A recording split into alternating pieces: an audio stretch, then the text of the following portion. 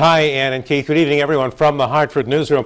The failure of the so-called super committee to come to a decision this week in Washington could have a devastating impact on the state of Connecticut if those $1.2 trillion in spending cuts actually happen.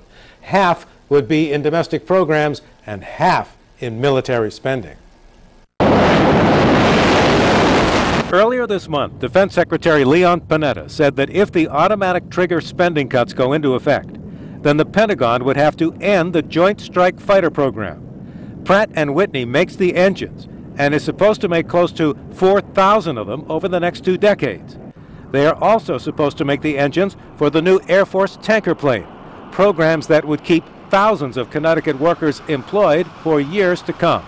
A lot of red flags go up in the air, including our industrial base, which would not only mean, the Joint Strike Fighter, the tanker, and the sub base. All of those could be in jeopardy. Just as job-rich are the programs to build the new generation of ballistic missile submarines at Electric Boat in Groton. The Pentagon has not issued a specific plan in terms of if they had to take a $600 billion hit over the next 10 years, but clearly that is such a huge number that almost every program would be put at risk. Panetta, who toured EB last week, has since toned back his prediction about the fighter plane program.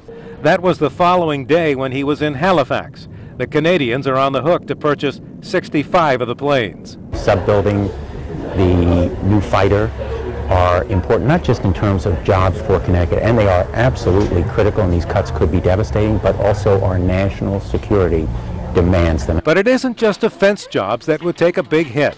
Cuts to Medicare providers would put many of the state's hospitals in jeopardy. Hospitals today in Connecticut are hanging on by a thread. If they're to take another 2 or 3 or 4 or 5% cut in Medicare, we could really see our social safety net be dramatically eroded.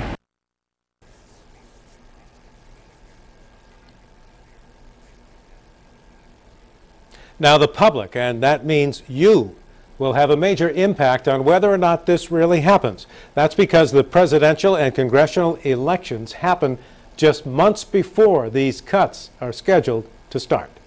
Live in the Hartford newsroom, Mark Davis, News 8.